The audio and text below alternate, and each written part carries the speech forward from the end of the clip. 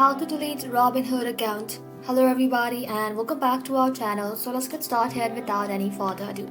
So if you would like to delete or close your Robinhood account, you want to go ahead and close all your position and confirm you have no pending deposit, have no upcoming dividends, cash swap payments or stock lending payments. If you have those, you must wait until these are paid before you can delete your account. And also make sure that you are no longer enrolled in the stock lending or brokerage cash sweep program.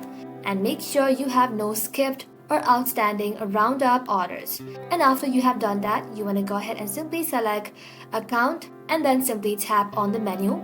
After that, go ahead and tap on settings and select deactivate account. Select the account you would like to close and then follow the on-screen instruction to close out anything outstanding.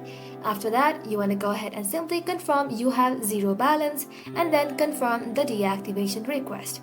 And also make sure that if you have deactivated your joint account, you cannot reactivate it. All others account can be reactivated coming back to Robinhood, but joint account have no reactivation process. And that is how you can close or delete your Robinhood account. Thank you all for watching the video till the very end and stay tuned until our next upload.